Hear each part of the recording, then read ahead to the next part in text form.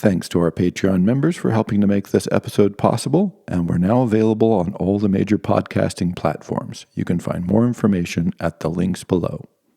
Good evening, everybody. Thank you for coming. We're trying to work out a few more chairs. I don't know how that's possible, but I appreciate the huge crowd. We're thinking of moving to the Wheeler Theater. Does that seem like a good idea?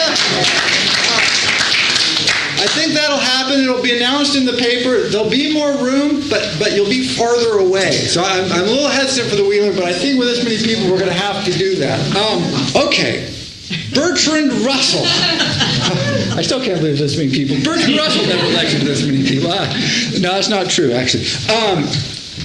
The key point to remember with Russell, he was born in 1871. I have that in your flyer. 72. 72? 72. In the 1870s. He was born in the 1872 then. At the height of Victorian England, he wasn't one generation removed from us or two generations removed from us. He's two world wars, the Vietnam War, and the coming of the modern era removed from us. His childhood experience was not one of the 1870s or 1890s or 1900s. It was of the early 1800s to the late 1790s. His parents died when he was quite young. And so he was raised by his grandparents. Now, his grandparents were conservative by the standards of their own generation. So we'll see this again with Heidegger. Heidegger was raised in the 17th century. Russell was a little bit better than that. But his upbringing was very peculiar, even for his time. On one hand, he was a privileged class. He was born to a family of minor nobles in England, which is if you're going to be born in England in the 1870s, that's the way to fly. But he was very strange upbringing by grandparents. These are the grandparents of the Victorian era that they seem like a caricature. One, you could not mention sex. Sex did not exist as a subject. There will be no personal contact with your children. That's bad. Children need to be scolded. You never show emotion. I mean, all of the sort of generalities that we have about the Victorian era, all of the wrong concepts, the oversimplifications, no, that was them. They were, whatever you think of the Victorian era, this was a highly religious, extraordinarily rule-bound, very cold. Showing emotion was showing weakness. You never show weakness, and therefore you never show emotion. And so Russell grew up sort of highly isolated. Not just from other people, although that was partially true because they were raised primarily on an estate and primarily with private tutors, but also from his own period. They were not allowed really to know what was going on in the world because that might damage their thinking. And so as Russell grew up, he became a young man, and as all young men are, as young people, generally, became interested in things like other people, ideas, sexuality. None of this was available to him.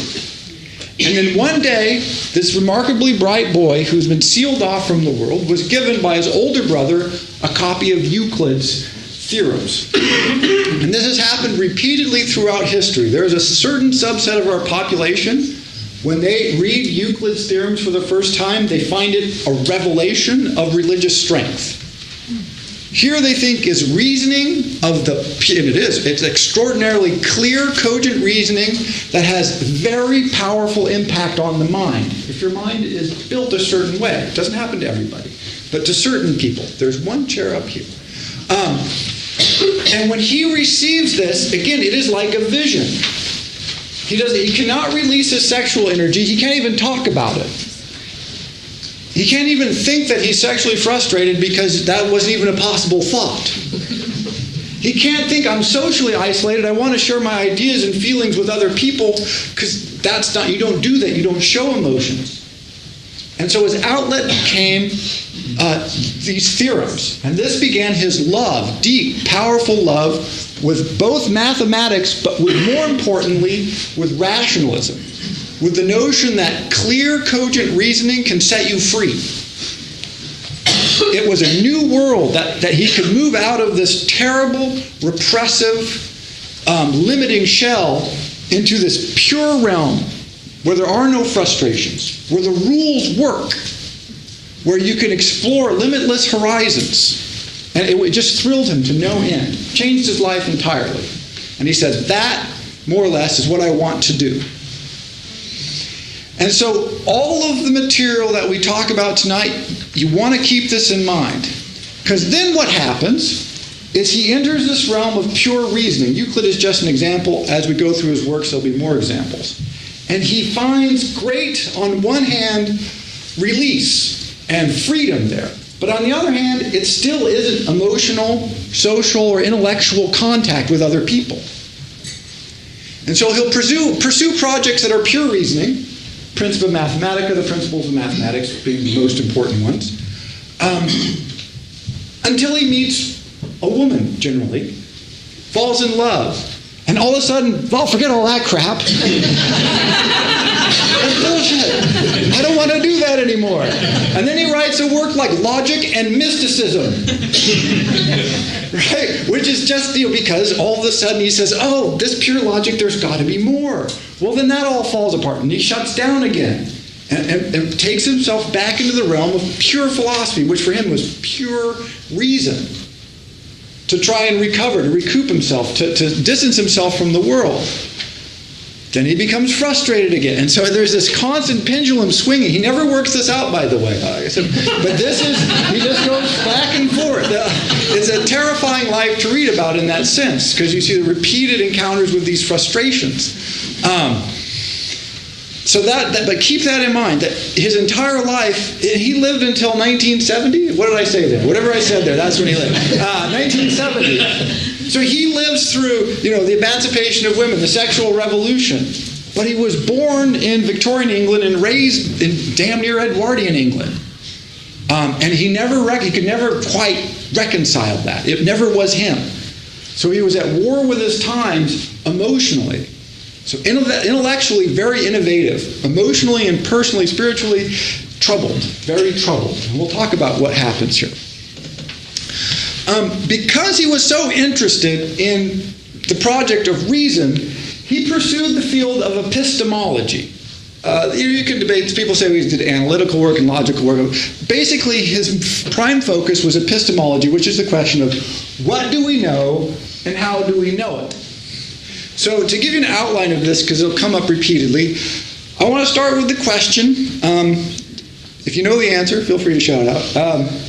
Is there a rhinoceros in this room?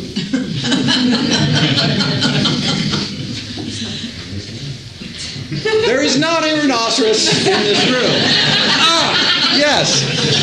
See, epistemologists never work that out. And here's why. It seems like, this is an actual example from an argument, by the way, that Russell had with Ludwig Wittgenstein. And Wittgenstein, well, I'm not going to accept that. I refuse to accept there is not a rhinoceros in this room. And it turns out that Wittgenstein's probably right. That's just scary. Here's the problem. It seems like the simplest proposition in the world. There's not a rhinoceros in this room. Patently obvious. How do we know that?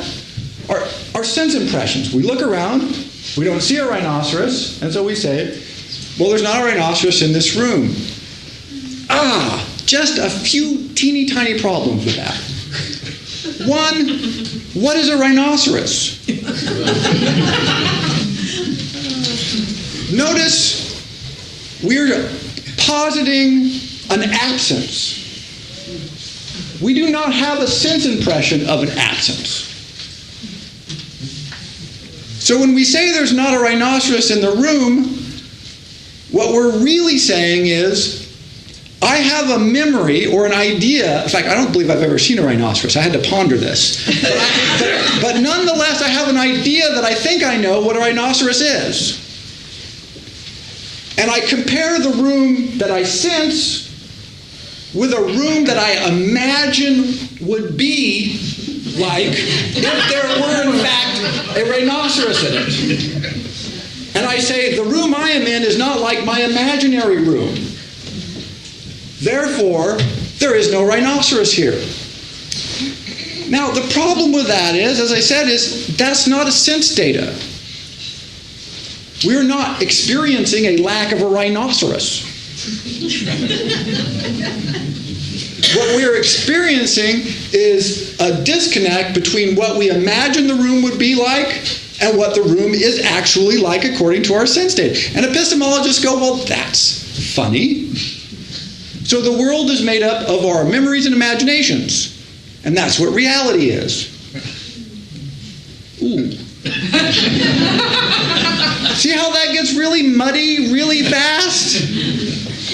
And haven't we all imagined, for instance, that a date is going very well, only to discover that perhaps our imaginations have been somewhat incorrect, misleading, less than totally accurate.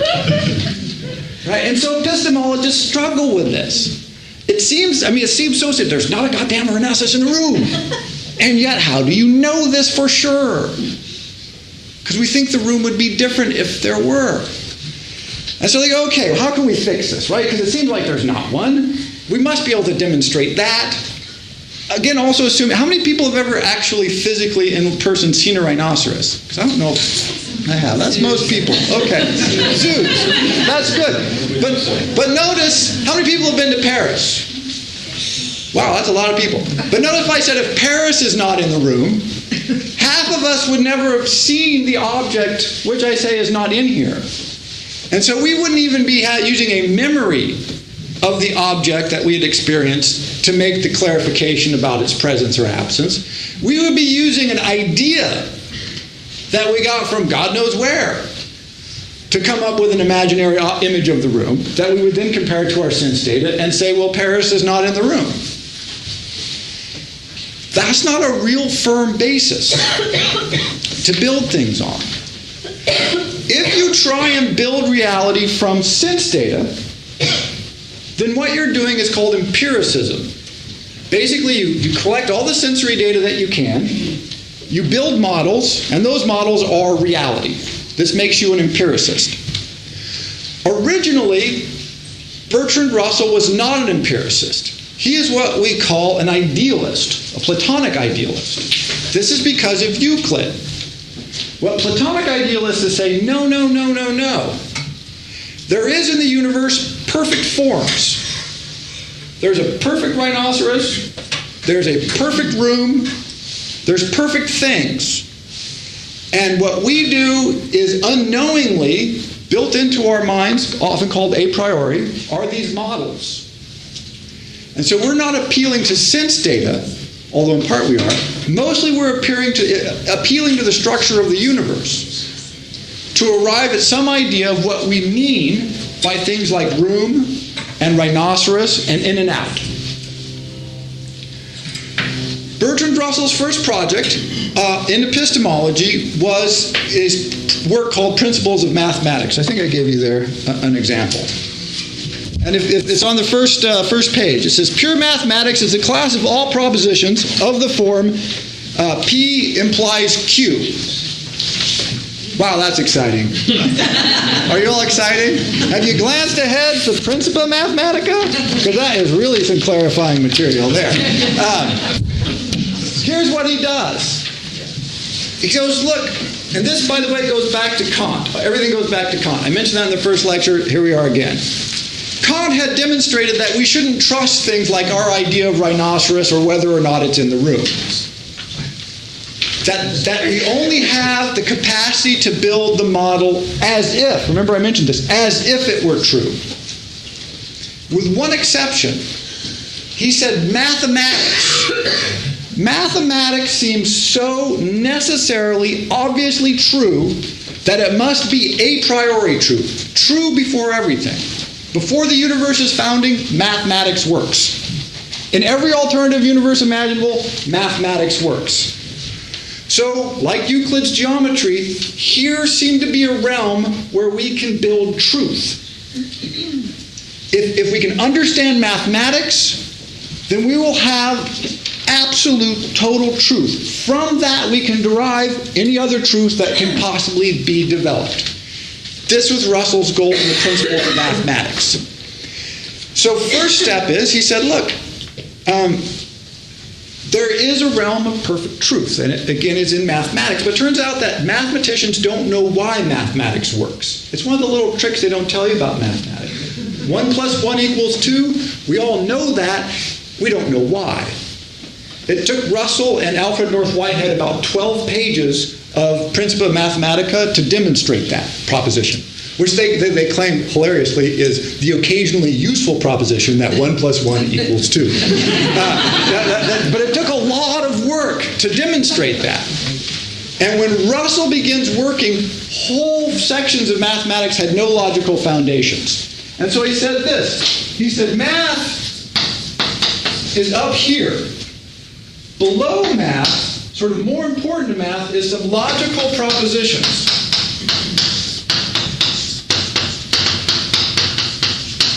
And if we understand the rules of forming propositions, mathematics is a class of all propositions. P implies Q. If this, then that. If we understand the proposition sufficiently well, then A, we can prove all of mathematics. Nice achievement. And then B, we can use those rules of proposition construction to then work on things like, is there a rhinoceros in the room? And so you turn the proposition, is there a rhinoceros in the room, and from that into something like, if A, then you would need this if. It would look like this. If A, then B, a proposition. If there's a rhinoceros in the room, then people will be screaming.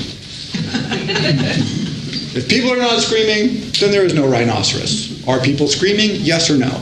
If no, then no rhinoceros. If yes, potentially a rhinoceros. But notice all the linguistic content drops away. There's no room here. There's no rhinoceros here. There's just A, B, P, and Q. And logical functions, the if, then, or, and, not. You only need 2 of them, it turns out. You only need not and or, but use a couple of others, it makes the equations easier. And so his first run of this was propositional analysis of mathematics. Great. And they made huge strides. You cannot understand, it's hard for us to understand the impact that his book had on mathematical thinkers all over the world.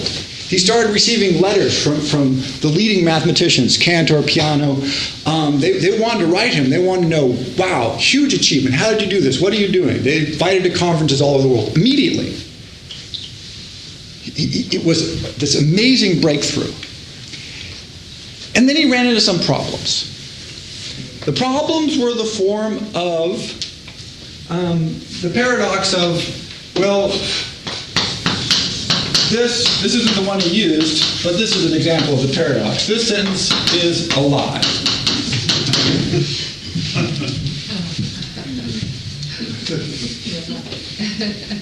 So, with propositions, everything depends on being able to prove something true or false. It's either a true statement or a false. It's either a true proposition or a false proposition. If it's true, then you do this. If it's false, you do this. It's totally mechanical. And then you derive your proofs from that. This sentence is false. Or this sentence is a lie. Well, if it is a lie, then it's true. And if it's not a lie, then it's false. You cannot imagine how much time Bertrand Russell spent doing this. I mean, years, ladies and gentlemen. He was like, He tried every imaginable scheme to solve these kinds of problems. Another version of this is they said, the King of France is bald. Turns out that is a perfectly good proposition, but there was no King of France. So it made sense, but it was counterfactual, but it was a good proposition, and so this propositional logic started to crumble on him. It's like, it's all falling apart. And he knew it. And so on one hand, he's getting accolades all over the world from just the most important mathematical thinkers in philosophy and in logic and in math. He's going to conferences in Paris. a lot of positive feedback at the same time that he knows from talking to those same people that he's in trouble, that this project is falling apart. At this point also he gets married, which you would think would be a nice thing. Unfortunately for Russell, it was not. One person described his wife Alice as aggressively dull. Yeah, which is sort of unkind, but apparently quite accurate. That she wanted to spend a lot of time with Russell, she wanted his affection, but she was dull and boring and really didn't want to talk to him at all. And for someone of Russell's intellect, this proved sort of painful, and it proved painful for her too. It was painful on both accounts. So their marriage was strained in the beginning, and then it just became worse and worse and worse. And so this drove Russell into, again, the logic even more deeply. And he thought, you know what? I'm going to come up with a new way of solving this. And what he came up with was called the theory of classes. So forget propositions. We're going to go into the theory of classes. By the way, just as a side note, this little theory of propositions, this leads to basically all modern computer programming. So it's been just a little bit influential. Right? So Russell's like, forget that. Right? We don't want to do this anymore. We're done with this. So we'll get rid of it, right? And he said, no, forget propositions. They don't work. They work for computers. They don't work for what he wanted to do. He said, well, we'll come up with a theory of classes. And he said, it's not if the rhinoceros screams or whatever. It's you have just sets of things. Set theory is what it's called now. You have a set of a thing called a room. Again, we'll call all rooms A. You have a set of things that are rhinoceroses. Call all rhinoceroses B. And the question is, does the set A include the things B? That's all you ever know about anything. Is it a member of the set or it is not a member of the set? They conjoin or they don't conjoin. This turns out to be a huge leap forward. I know this seems very abstract, and I'm struggling to make it concrete, but it was a significant shift because it changes from if, then, or else. No, I mean, that's still part of it, but now we're just really concerned about, is something part of one set, or is it not part of one set? And this leads to the writing of Principia Mathematica. It's often considered one of the most important works in the history of philosophy, logic, science, and math all at once. And he works on this with Alfred North Whitehead. And in the beginning, they're working at a white heat. Unbelievable progress is being made. And then he meets Alfred North Whitehead's wife. It turns out that Miss Whitehead is just a wee bit lonely and finds her husband, the logician, Alfred, not all that engaging. Meanwhile, there's Russell, the engaging, friendly, and available because totally alienated from his own wife, logician, who has moved into their house to work with her husband on this major work.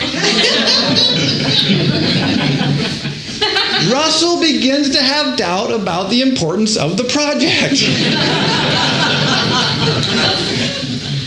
Other things have suddenly become really important to him, wooing Mrs. Whitehead chief amongst them. So they strike up an unbelievably complicated relationship, and Russell starts to really be concerned about the true value of this project. So on one hand, he's making huge strides in developing a logic that came very close to achieving their goal, which is providing a perfect logical foundation for all of mathematics, which could then be extended to basically the rest of the world. It wouldn't prove everything, but it would do a lot of work. Hugely important steps were taken by him. People who, if you're into math logic or the foundations of mathematics, this is the book. This is the book. So he's struggling on two fronts. One is huge, truly titanic. Took him about 6 years to finish this work. Ended up being 3 volumes. So expensive to print that Russell and Whitehead each had to cough up 50 pounds to help cover the costs, which, as he wrote down, meant that he spent 6 years of labor and 50 pounds, right? But at the end of it, you have this class model, which is, again, hugely important in mathematics today. But notice this little logical problem that arises once again. So before we had this sentence is a lie. This one ends up being the class of all classes not members of themselves.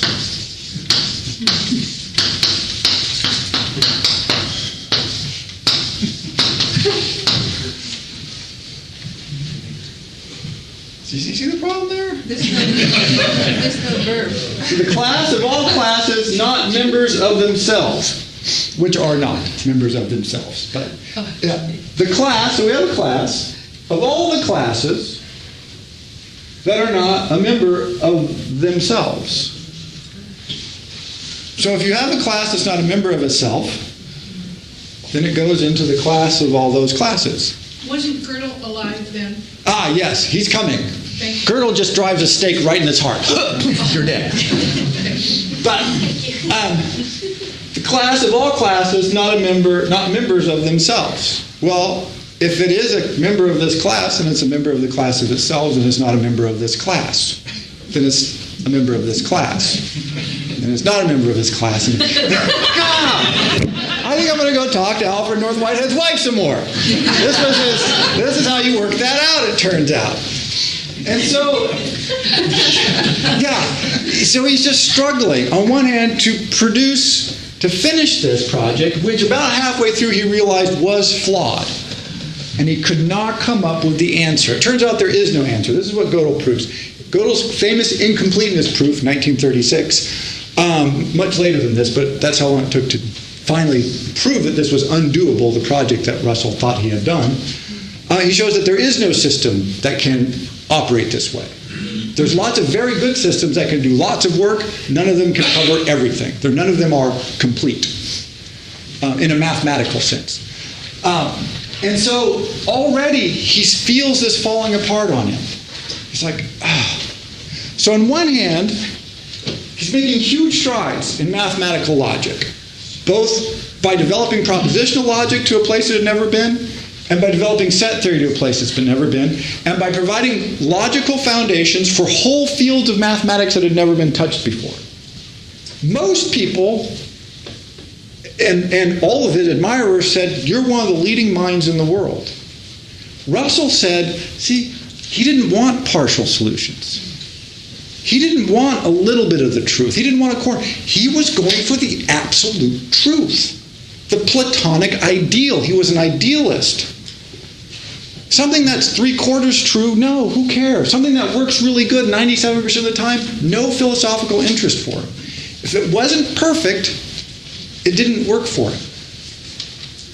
Because, again, as I mentioned, he was in this shell. He was trying to build a world that would allow him to escape from the world that he was raised in, basically escape from himself to a pure, clean, true world like Euclid's geometry. It really deeply, you can't overestimate the sense that this drove him on. And so he feels this collapsing all around him. Simultaneously, his marriage is collapsing. And he's in love with a woman who's basically unavailable to him, but who loves him very much, and they spend a lot of time together, just making it all emotional hell for all parties, while he works with Alfred North Whitehead on this major work of both of their lives. And he just becomes frustrated and disgusted, and he just basically collapses in a heap. He called this the bitterest period of his life, the writing of this book. He said it was a monastic existence, which basically it was. So about what time was it? 1903 to 1906, 7, 8, 9, right in there. Finally, this wraps up. At the same time, he divorces his first wife, and he begins a relationship with this woman named Adeline Morel. Now, I mentioned in the introduction, or the little piece here, his private life was astonishingly complex, so only the barest outline is possible. I just want to give you a suggestion of how complex at this point his private life becomes.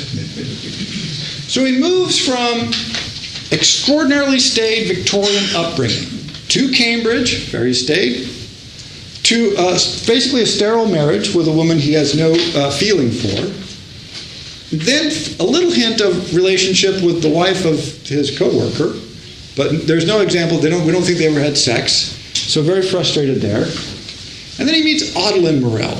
And at one point in his relationship with Adeline Morel, and I'm not exaggerating because this is all true, Adeline Morel is recruiting a lover for Russell because she's tired of being his lover, even though Russell wants to marry her, and Russell's girlfriend from America has just shown up unexpectedly and moved in with Adeline Morel, who they form a team to work against Russell. Meanwhile, Adeline's husband is having an affair with one of Bertrand Russell's best friends, and they all travel together. I don't know how they all kept it straight. I have no idea how they knew what was going on at any moment. Why this is important to his philosophy is because right when this is crashing down around him, again, not because it wasn't a significant contribution to philosophy, it was huge.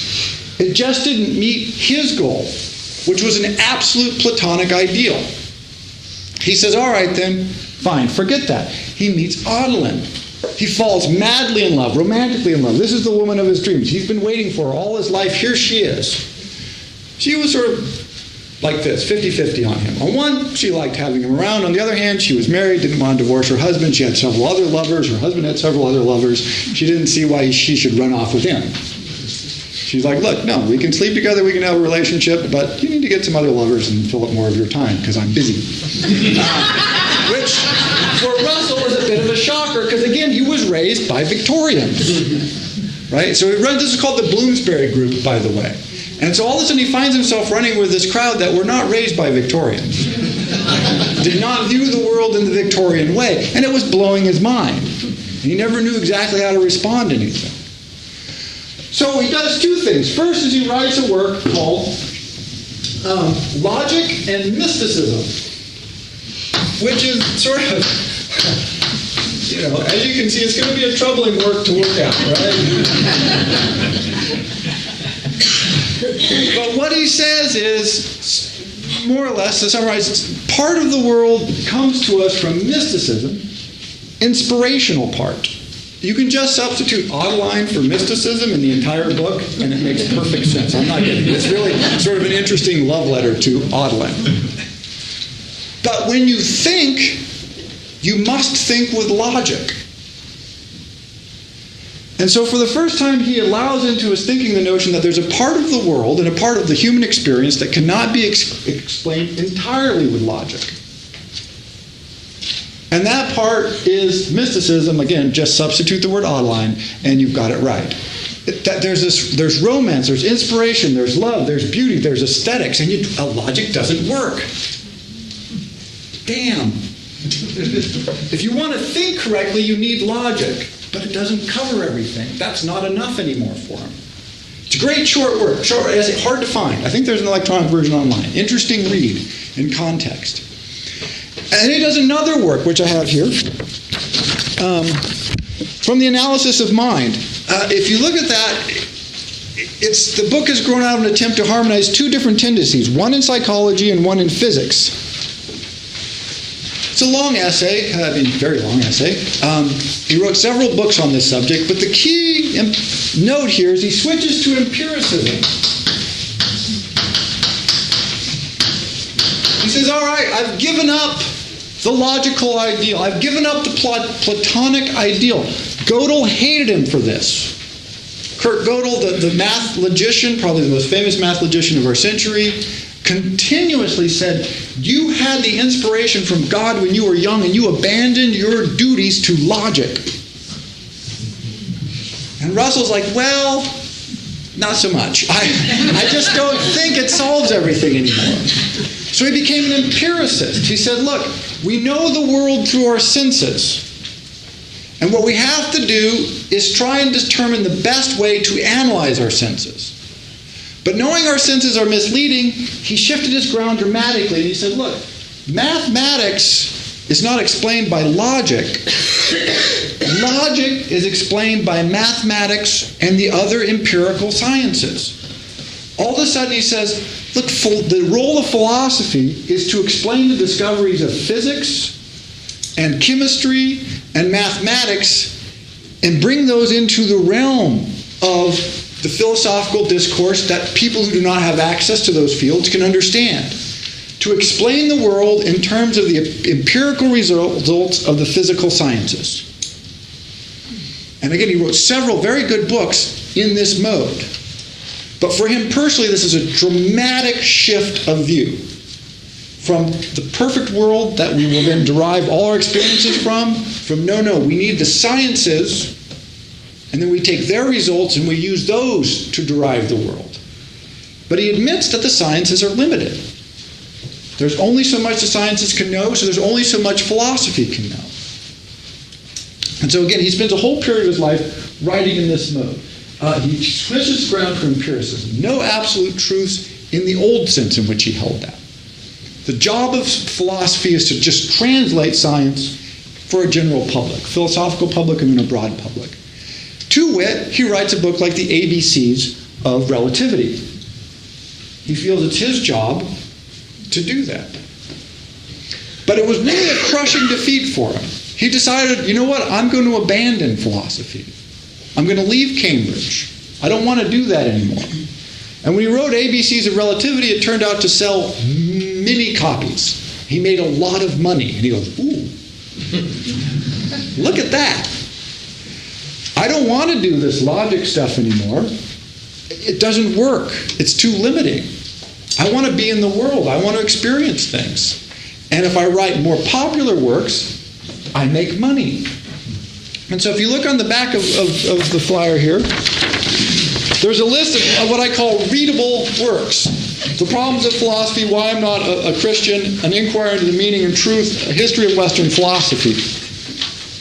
It's at this period, just before World War I, that he begins writing these works. Not all of them, but this style of work.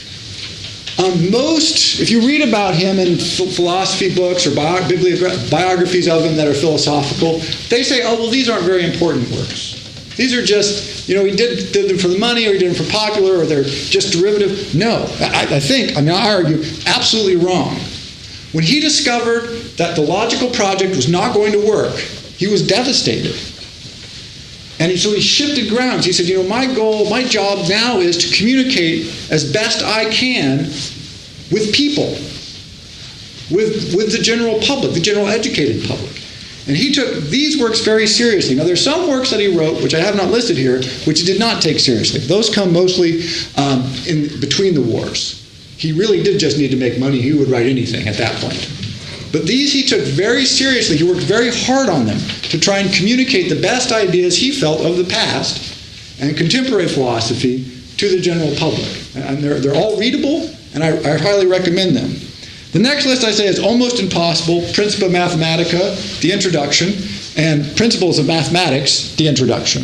The actual content of them would be simply impossible. And to demonstrate that, here's a page from Principia Mathematica. That's the one that says 639 with a little diagram. Principia Mathematica is 3 volumes just like that. Not a page turner. And on the first night, I recommended that you always read philosophers in their original works.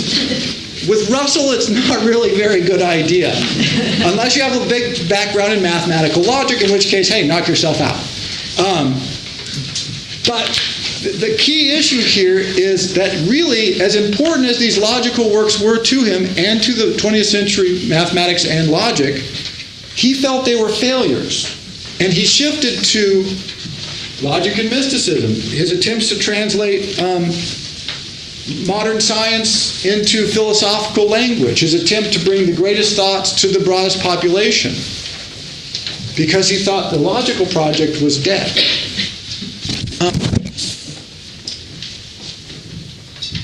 So he finishes this, and he moves into a new phase in his life. He runs for Parliament, which is hilarious. If anybody did not have a feel for the general mind, it was Bertrand Russell. And he was always wrong about everything. That didn't have to do with philosophy and logic. And he pursues several unfortunate relationships until he finally marries again to a woman named Dora. And he thought, here is a forward-looking, intelligent, which he absolutely was, a woman whom I can settle down with and have a family. She was a feminist, a free love advocate, a socialist, if not a communist, and settling down was sort of the last thing on her mind. And so he starts his second great tortured marriage. And you can see from the first day that this marriage is not going to work. And most of his friends tried to explain this to him, including many of his lovers, and he just wouldn't listen. Right? And so he sets off. And it just does not go well. On one hand, he wanted a family desperately, and he finally got one with her. He had 2 children with Dora. And he turns his mind now to education. Do not read Russell's books on education unless you want to laugh. No one knew less about being a parent or about raising children than Bertrand Russell. I mean, it's almost horrifying. And really, it is kind of sad because he damaged his children pretty well, trying to carry out his philosophical ideals onto children. And he really did sort of, they did not have happy childhoods because of this. But again, it returns to his idea. How do you raise children? He put this logical framework on it, but it was really the way his grandparents had raised him. In a weird reproduction of his own childhood. You don't want to show them too much feeling. They know you love them, so if you show them too much love, it makes them nervous. This is one of his arguments. Right? Yeah. So things are not going well for Bertie. So when things aren't going well, what do? Of course, you have an affair. What she is doing, of course, vigorously on all sides, much to his chagrin, even though he's having affairs, of course, as well. But he's deciding this whole free marriage thing is not working out too well, and she decides, no, I think it is. And he's like, oh, damn. That puts me in. And he was enough of a logician to realize that he can never win that argument, right?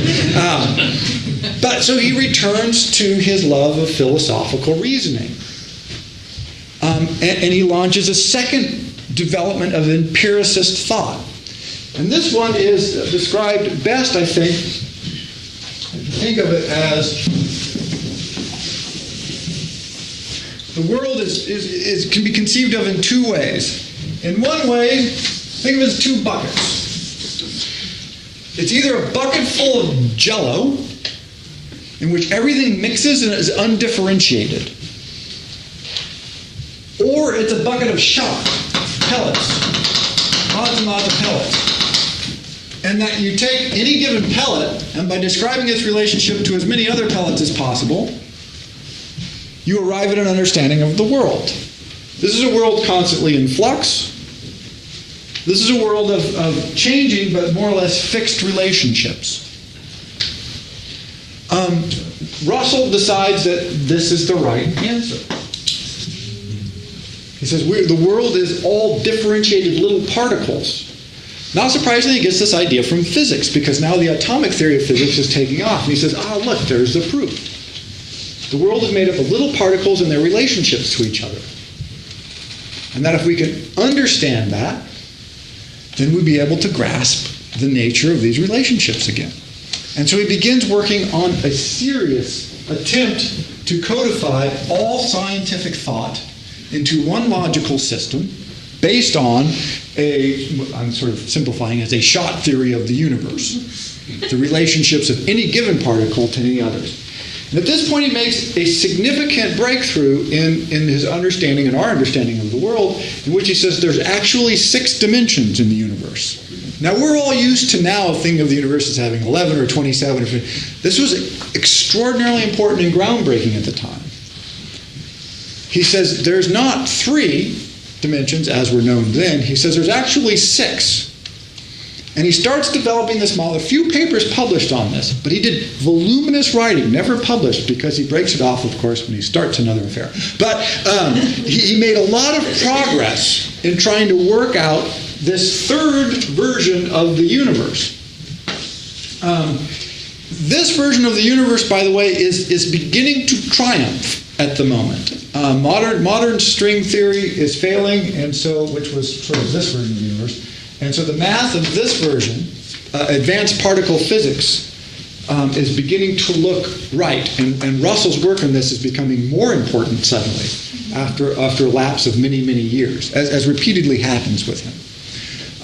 His work here is also the foundation of what's today called analytical philosophy. It's a technical field, but again, you can see the analysis of the relationship of any part of the universe to any other part of the universe, and the logical implications that go with it. And so his technical work continues on. Well, until again, another, horribly doomed, failed, complicated personal crisis hits him. He starts dating this other woman. His wife has 2 more kids by another man, even though they're still married. He wants nothing to do with them. Ugly breakup. And he switches again. And how many of you have read anything by Russell? People read things by Russell? Yeah. Probably not Principia Mathematica, my guess, just off the top of my head. And he switches back again to do more of his popular work. And again, this question that is raised in the minds of many of the philosophers who write about Russell. And they say, oh, he broke off this wonderful project to do work for the masses. But it raises an interesting ethical question. Which is his important work? Several people, when I said I was going to do Russell, said reading Russell is one of the most important intellectual events of my life. Major breakthrough, huge insights, emotional change. Well, that's pretty good. Right? That's a significant impact. And so one of the debates that goes on about Russell is, what is he important for? He's certainly important for these technical achievements, but most philosophers sort of mark him down for spending so much time writing books like, An Inquiry into the Meaning and Truth, or A History of Western Philosophy. Even though those are the works that have most influenced people. And the hallmark of most of those works, and if you've read them, you can certainly, I think, appreciate this, is back to his notion of logic. He says, look, the world is not necessarily logical, and that's what he was freed up by when he moved to empiricism. He could finally accept that the world might not, in fact, make total and complete sense. It might be messy, and it might be incomplete, and it might be unknowable in some ways. But there is still a lot we can work out. There's still a lot we can think about and figure out if we apply careful reasoning. And so he chose subjects about which very little careful reasoning had generally been done. Famously, he wrote, Why I Am Not a Christian. And he wrote this book. Really, there's not a lot that's new in that essay. That's just simply an essay, one of the essays in the book. But he finally sat down and he said, well, let's look at this with as much concision and reason as we possibly can. And he says, if we extract emotion from it, and we extract mythology from it, it doesn't look very reasonable at all. He said, let's do that with marriage. If we extract emotion from it, right, it doesn't look very reasonable at all. Let's do that with education. And it turns out, on one hand, it generates powerful insights. On the other hand, if you extract emotion out of the marriage relationship, it's going to skew things a touch. Right? And so he struggles with the same thing continuously. He wants to apply logic to everything, and he turns it on to many subjects where there had not been that much careful logical analysis before. Christianity, the marriage relationship, the liberation of women, the education of children. He says these have been ruled by custom. These have been ruled by emotion. These have been ruled by, this is the way the people have done it for 150 years, this is the way we'll have to do it. And sometimes he's right, and sometimes he's wrong. But his really early breakthrough, surprisingly, is to just say, let's really look at these. He shares this with Nietzsche. If you remember from Nietzsche, Nietzsche said, you know what? Let's try and look as carefully as we can at what's going around here and think about it as well as we can.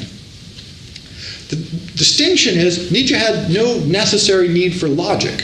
He was a very reasonable person. He applied reason a lot. And Nietzsche had a very good feel for other human beings. Russell, all the evidence suggests he never did. To the point where I mentioned earlier that he was dating Adeline, his lover, and this woman has come over from the United States to, she thinks, probably marry him, which is of course absurd, but that's what she thought. And she is living with Adeline. Don't ask me how that happens. It's very complicated. Adeline is at Russell's house for drinks and tea and chat and whatnot, perhaps sex. And there's a knock at the door. And Russell doesn't answer. And Adeline says, aren't you going to answer? He says, no, it's that woman from America. She does that every day. She knocks and weeps out there on the steps. And Adeline's like, well, shouldn't you talk to her? And he's like, no, I don't want anything to do with her. And she's like, She just sort of ended up realizing, Adeline did, that, boy, he's really shut off from people. If you can just sort of sit there and go, oh, no, don't worry about it. She'll go away after she cries for a while. You know, your empathy for your fellow human being is at a low ebb. But on the other hand, this was also his power. His capacity to say, you know what, let's just get all that emotional crap out of here. Let's really look at this without being blinded in a way by the human. Nietzsche said, let's look at the human in everything. Human, all too human. That's what I won't talk about. I'm talking about the human. Russell tries the opposite tact. Can we apply human reason well enough to basically get us out of the human? Can we find a spot to stand at from which we can look down on or up on or across at human beings where we don't have any biases, where our own histories, ideas, mental images, emotional feelings do not so totally distort our understanding of the world that we can't understand the truth of a situation, of a historical fact, of what's going on. And so if you look through, Russell, by the way, his collected works are, I think, 36, 37 volumes. You know, lots. He wrote lots and lots and lots. And he was a very good writer. And so he could write with great facility about virtually anything at high speed. Whether it had any merit or not, it didn't matter. He could do it. Which is sort of a blessing and a curse. But one of the consistent things through all of his work is this idea. Can I get outside of the human? Yes. Did Nietzsche say men are made for war and women for the entertainment of the warrior? Yes, but that is a misunderstanding of Nietzsche. But he did say that. Okay. But we could talk about, were you here for the Nietzsche lecture? No. We talked about that very subject. That's but we'll right. follow that up. But this is the idea, right? Can we get out of the human perspective? Is that possible? As close as anybody's ever gotten, Russell has done it. How many people struggle with mathematics? People often struggle with mathematics? Yeah. The evidence is, and this is very strong, is that it's not a natural human way of thinking. That we can do it, it's not what we like to do. It's not how we normally view the world. And so it takes a very special kind of training, which we all can do. And so we can start thinking about the world in ways that are sort of, they're not inhuman because we can do them, but it's not normally human. What Russell did is try to develop those into an absolute philosophical system for discovering the truth without the interference of human bias. This is, that's a great idea, right? I mean, on one hand, wow, the hubris, the amazing desire to do that. On the other hand, spotty in results. Sometimes he was right on. His history of Western philosophy, even professional philosophers have to admit that he's got some good material in there. Principia Mathematica, huge step forward in our understanding of mathematics and the foundation of logic. Principles of mathematics started a whole new field, basically, of mathematical sciences and of reasoning, which is used in everything. Game theory, computers, programming, it's hugely applied. But also, he got it totally wrong on so many other things, like education of children, like the nature of relationships between men and women. He and D.H. Lawrence got in endless arguments about this. Because Lawrence had his own wacky ideas. But for Lawrence, he said, look, it's love. This is the discovery of another human being to defeat loneliness and create love. And Russell's like, why are you talking about loneliness and love? I'm talking about human relationships.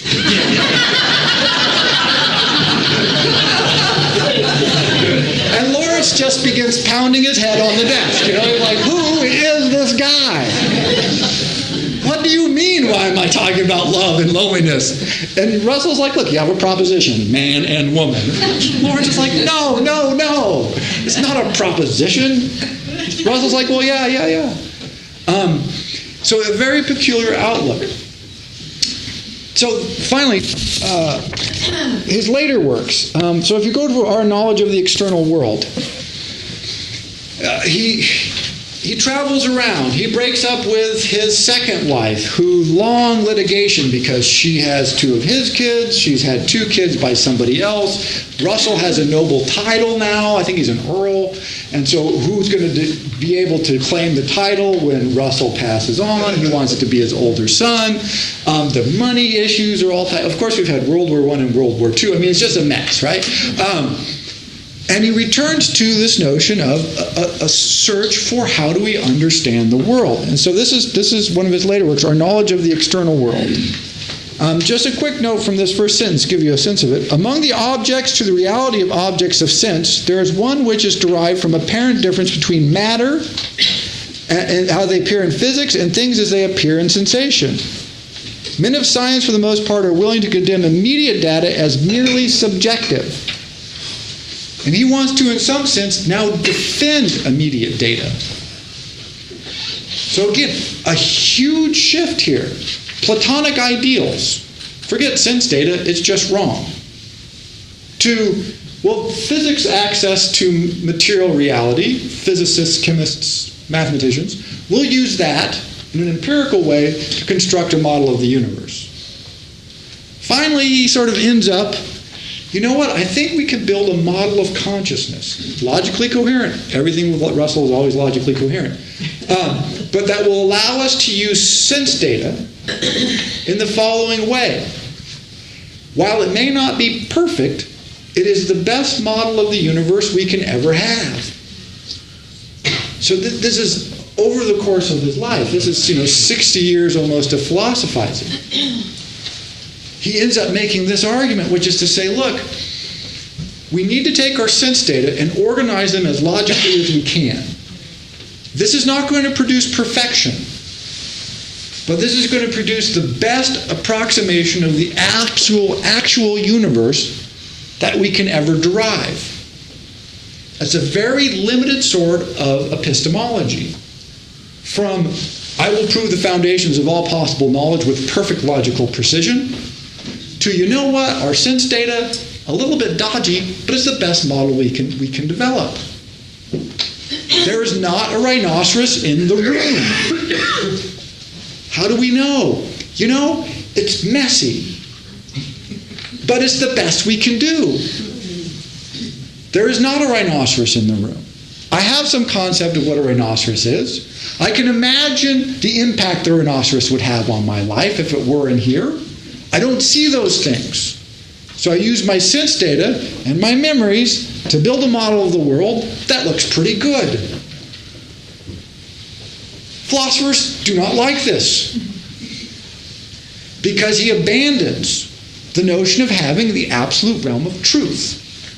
And modern philosophical discourse is nothing if not dedicated to, particularly Anglo-American, forget the French people, we'll talk about them later, but Anglo-American philosophy is dedicated to a pursuit of either empirical perfection, borrowing the model from the sciences, or Platonic ideals, borrowing the models from logic, both of which basically Russell laid out and abandoned. But he ends up at almost a Jamesian, and we'll do some William James, almost a Jamesian pragmatism. And he says, well, I don't know, maybe I can't prove absolutely to you that there's not a rhinoceros in the room. But by God, I think there probably isn't. And if we take a poll, we'll all believe there probably isn't. And that's what we have to do. An example he gave of this proposition, even earlier in his life, was he said, as a young man, he had been quite scared because one of the preachers had begun preaching about the end of the world is nigh. The world is going to be destroyed. It's the second coming, the end of all. And he said he was walking home and he saw that the preacher was planting apple trees in his yard.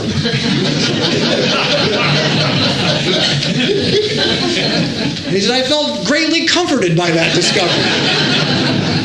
Because it seemed inconsistent with the philosophy which he had been preaching. And so this is where he ends up. And he says, we're all planting apple trees in our yards, more or less. And that's what we do. Not because it's perfect, not because our knowledge is perfect, not because our logic is perfect, but given the empirical data that we have through our senses, that's the best we can do. Now we have to reason as carefully as we possibly can. But at the end of the day, what we're going to be stuck with is, like I said, there is not a rhinoceros in this room. Bertrand Russell.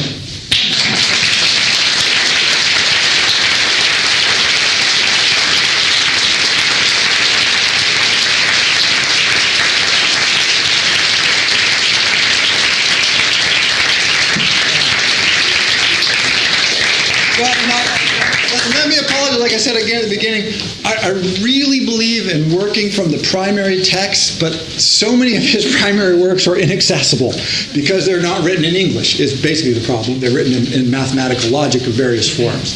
But I do really encourage you to read his more readable, accessible text because they're quite good, and as people have mentioned, many people have found them profoundly influential.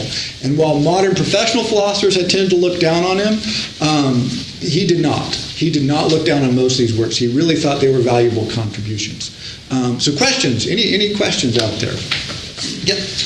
So it sounds as though, I'm just trying to put Bertrand Russell into the context of the arc between Kant and Nietzsche, which is the concept of no absolute truth, and Nietzsche says, woohoo! Yes. And so it sounds like Bertrand Russell kind of just redid that process from his earliest Platonic ideal to his... One is he carries that out, except, and this is a crucial difference, Nietzsche is basically a psychologist in modern parlance. He doesn't care. He just says, look, people behave the way people behave. It's not going to be logical. Why would we subject it to logical analysis? Screw logical analysis. You want to be reasonable, but if unreasonable things are true, then you want to be unreasonable. Bertrand Russell never abandoned the importance of logical analysis. The question is, what will logic analysis get you? Platonic ideal, pretty good interpretation of science, or this is the best we can do. But always at the heart of it was this adherence to the power of logical thinking. Yeah. That Platonic ideal, was that at odds with what Kant was saying? Yes. As in, there is no absolute truth? Because Kant worked against that. Although Kant left, like I mentioned, he left that little door open because he called it a priori knowledge. And math just seems so powerful. It just works so well, you would think we would know why it works. And we don't. Damn. So, for instance, Russell lived to see his sacred Euclidean premises. I think it's the fifth one that says parallel lines never meet. Turns out that's not true. Sometimes they separate, and sometimes they cross, and sometimes they don't meet. Riemannian geometry, Lobachevskian geometry, and Euclidean geometry, depending on whether they meet, don't meet, or cross, you have different geometries. And that was very disheartening for him. Because, I don't know what the equivalent would be. It would be like if you're a fundamentalist religious person and both Jesus and Muhammad showed up. It's like, oh, that's just confusing. That's no good at all, right? It wrecks things. Yes, and then yeah. So this may have something to do with what you just said, which is that during this time, I think in England and in the United States, the Christian Science movement was very big. Did he have any reaction to that?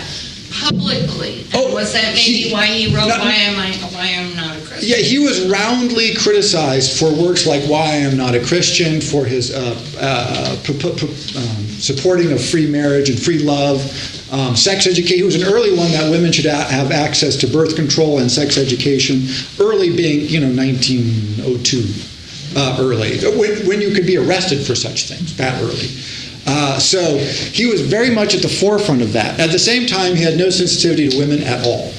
So the logical structure, the logical idea of this is wrong, women should be treated equally to men, he got that perfectly because it's a logical idea. That you would actually be sympathetic to other people, he really came and went with that a lot. He couldn't sustain it at all. So it's an interesting mix. Does that make sense? Yeah, except that Mary Baker Eddy claimed to be logical, absolutely logical. That's why she named it science. And so it's interesting. It would be interesting to me to know if those. He wrote a lot about women's issues, and voluminous, probably 2 or 3 volumes worth of stuff on that at the turn of the century and later.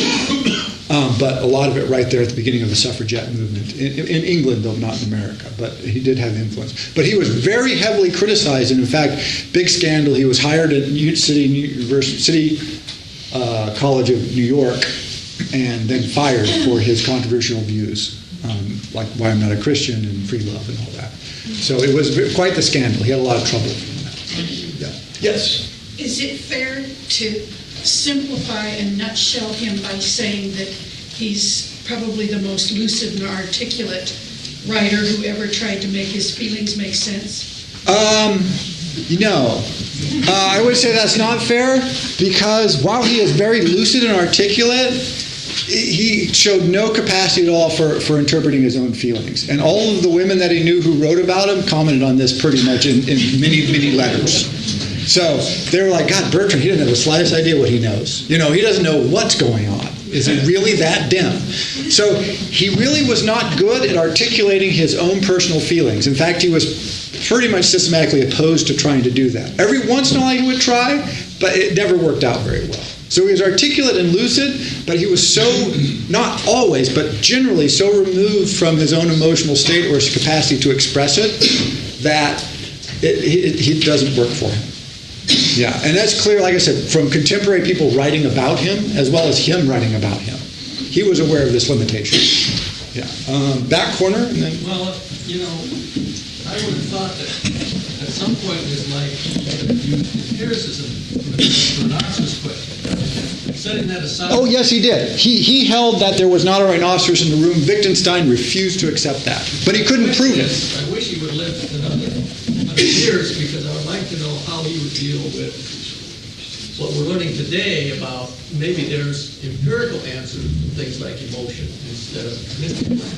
It would have been fun to have him. Yeah, he would be very much probably, assuming he had stayed fixed in his thinking, which he might have evolved, right? But because he did a lot over his thinking his life. But if he had stayed where he was in, say, 1955, today the notion of endocrine and all of these sort of chemical reactions producing everything, he would have probably been, okay, yes. But of course, Lawrence would have been, no, I don't believe any of it, right? So, Nietzsche would have been, you've got to be kidding me. Don't even pay attention to those people. But Russell may have been very happy here and then there. His book, A Civilized Guide to Low. Oh, I'm sorry, I forgot to mention. How was that received? It's on idleness. And he wrote a book on idleness, an essay that was published in a book called On Idleness. And it was written during the Great Depression, and it was written at a time when he was working himself to a nervous breakdown.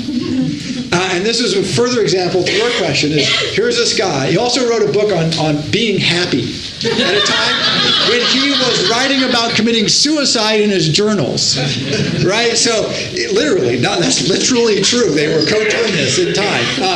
So his capacity to logically think about idleness or happiness was completely undimmed by the fact that he was both working himself to death and miserable to the point of suicide. That's the kind of huge division he had in his own psychology. And it caused him no end of trouble, as you can well imagine. Right? So that's why I say he was lucid, but not so much in touch. Yep. Did he ever have to confront, or did he confront quantum physics? And Yes. Yes, he wrote a lot about, like I said, the ABC of relativities and other elements. He did not like it because right when quantum physics gives you the jelly vision of the universe, by the way, and this was right when he was really developing his shock theory. So he tended to resist it quite strongly for a while. As Einstein did. As Einstein did, for many of the same reasons, actually. Yeah. So back corner and then here. I was interested in Russell as a political activist because I remember him from the 40s and 50s always appearing as a sinister socialist or communist or being kicked out of some country or going to prison. And I'm wondering, given what you said tonight, if that political activism was driven by the women in his life or by his philosophy. Well, now this is a great question. Now, and this is why I feel a little bad with Russell, because like I said, he did so much. One of the things was he was hugely political active. Part of it was driven by the women. His first wife, or second wife, Dora, drove him into a lot of this. And he had no real feel for it. So, at the beginning of World War I, he was this absolute pacifist. When almost no one else was a pacifist. And you could sort of maybe defend being a pacifist, except for his reasons were preposterous, right? No, you're like, well, that's just wrong, right? It's not even reasonable. And so he struggled because he was often on the right team, and then when you wrote about it, you're like, okay, you don't know what, you have no, again, he had the logic of it, but no actual, living sympathy for it. And so it continuously put him at odds with even people around with him who were trying to agree with him. Because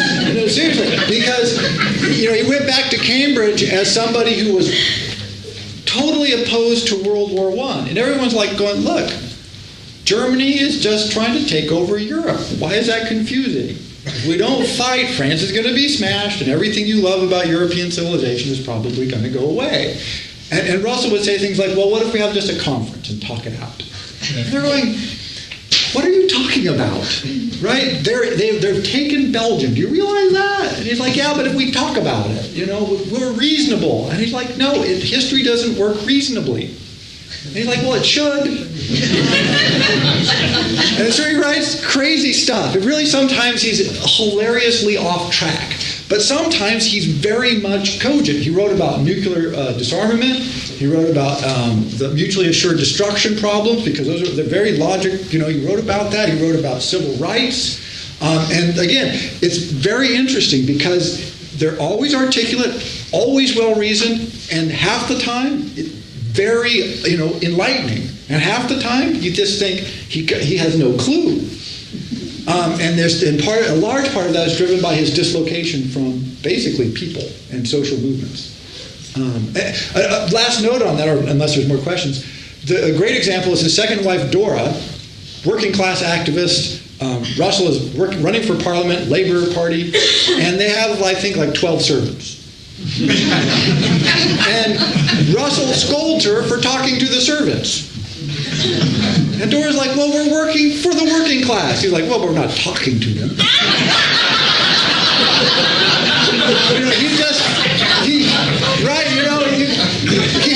There was a gap there.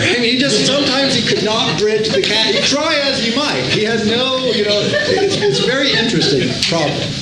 Yes. Did you have a reason for not including the ABCs of relativity on your readable list? Not in particular. I was just trying to keep it short. It's generally a very good book. If you're interested in Russell and relativity, very readable and very well received at the time, and I believe still stands up. I think it still stands up as a good text. Again, he just... he wrote so much. I was trying to narrow it down. But if you're interested in relativity, a good place to start, certainly. Yes. We know that at the end of his life, Nietzsche went mad and was institutionalized. Yes. It sounds like, if we look at Russell's life, it was a mess and almost mad also. What is our purpose in reading these men and studying them? If they're all whacked out. That's a very good question. I don't know. It passes the time. Yeah.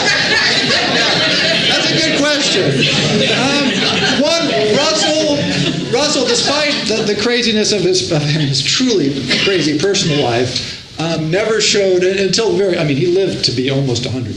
Until the very end of his life, he was perfectly lucid. So he didn't not like Nietzsche, who had a complete, total mental collapse.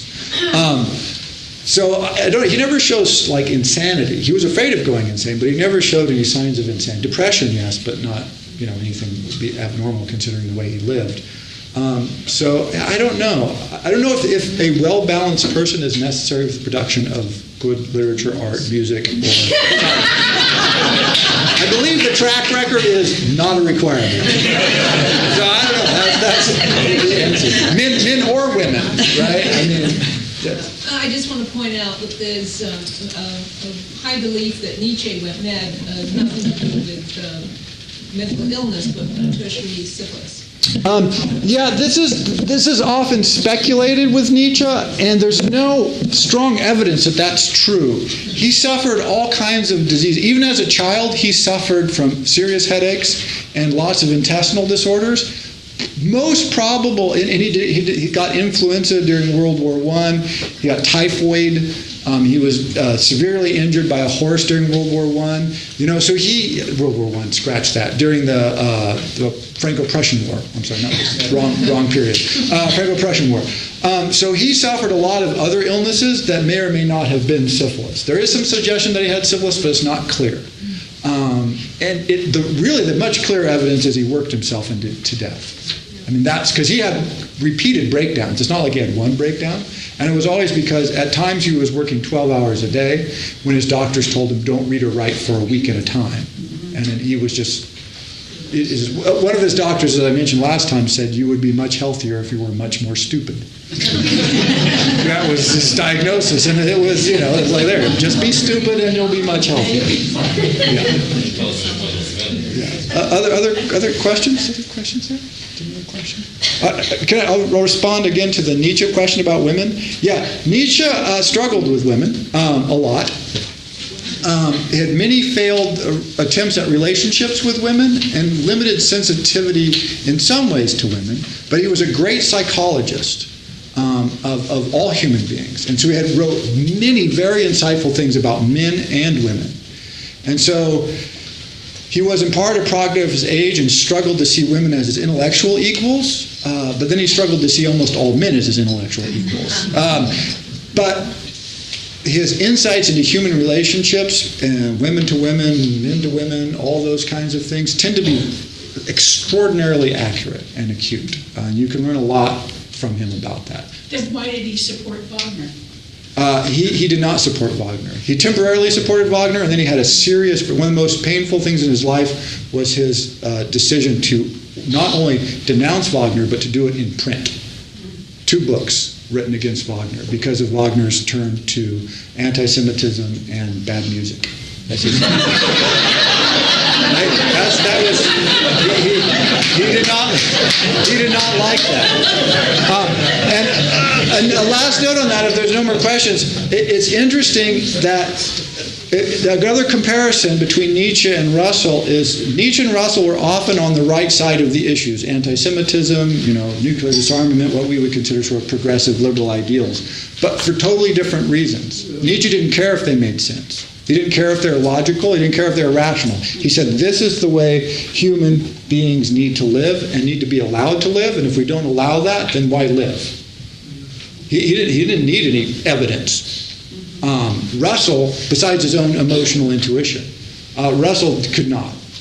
And so very different approach, and it produced, very different results for the 2 philosophers. Any other questions? I was just thinking, what is the value of a purely logical, platform to use to describe, everything, used to explain everything, as completely removed from human experience when it's by and for humans? It's all filtered through us. This is, I think, an excellent and important question. The argument that's made in favor of which I sort of believe every other day. One day I don't believe it, next day I kind of do believe it, right? Is, we've sort of messed things up occasionally as a species, right? We sort of, we're imperfect. Can we posit that? There's not a rhinoceros in the room. We are imperfect. And part of that imperfection is our lack of a capacity to really get outside of ourselves. Right? This is one of the things that drives science fiction. Right? Oh, let's imagine there's aliens and they can come down and see us. What would we look like? I mean, that started, back. Swift had these stories because it would be so powerful and liberating to have another view, to be able to have a non-human take on the human experience. With maybe helpful, maybe insightful. The closest we can probably get is something like mathematical logic. The other route, historically speaking, that this was pursued is mind-altering drugs. I mean, quite seriously, this is one of the important uses of them in a lot of civilizations was to produce sort of the equivalent of an astronaut. You take these people, you train them, and you shove them full of so much drugs you can't imagine, and then you just put them out in the desert. And when they come back, they tell you things. And you go, wow, that doesn't sound like what we've been thinking. And it sounds like, but it's true, because how else do you get outside of us? I think it was the Navajo, one of the tribes in the Four Corners area, when you went through your rite of passage to become an adult, they would do all this stuff to you, but mostly what they do is make you walk across the desert to a top of this sacred mound, which was always the highest point for a long ways because it's flattish desert. And what would happen is when they got up there, for the first time in their lives, they would be looking down on the world. And all of a sudden they'd be like, people are just ants. Our village, which has been everything that we've lived in, is nothing in this endless expanse. It's the picture from space of Earth, right? That you kind of go, oh, little teeny tiny atmosphere, little rock, big universe. Trying to find places where we can leverage our experience of ourselves is extraordinarily difficult. The utility of logic is that it's one way to do that because theoretically, again, logic is right regardless of what humans think. It's in the universe. It's in the structure of the universe that logic and math works. Now that's the Socratic ideal. But that's one reason that people like to pursue this. And this is why Euclid is so important, because he came up with these rules out on an island in Greece a couple of thousand years ago. And we go, they work. You can deduce all these beautiful things from these very simple rules that a guy thought up. And they seem to really apply to the universe. We still use them. They haven't become wrong. Area of a triangle, angles, internal angles, 90-degree corner, how to find, it's just amazing. And it seems, to Euclid and his people, and Pythagoras, it was a religion. They said, well, this stuff is so cool, it must come from the gods. And they made a religion out of mathematics. And things like you can't eat beans and the way you put your shoes on. But the geometry part we've kept. And I think that's the reason. I don't know. I forget who asked the question. Does that help? This seems to be the reason. I don't know. Does that help at all? So that's why the desire to build logical systems that operate as independently of our processes as possible. In fact, one of the hopes of computer scientists, most notably the guys who own Google, is to create an artificial intelligence that can think differently than us. This is one of the things they're working on. And they want that just to have an alien person to talk to. I mean, if they have anything to say to us, that's a whole different question. But this notion of can we produce a mirror that we can hold up to ourselves without our own biases? A hugely difficult project because we're self-deceptive. Yeah. Other questions? Who's next month? Next month is Wittgenstein. Oh, great. Anybody know Ludwig Wittgenstein? Now, Ludwig Wittgenstein, just a premise, is the guy who convinced Russell that his logical project was doomed. Which is cool. Because he was like, Russell, I think you're full of shit. Russell's like, damn. Next month.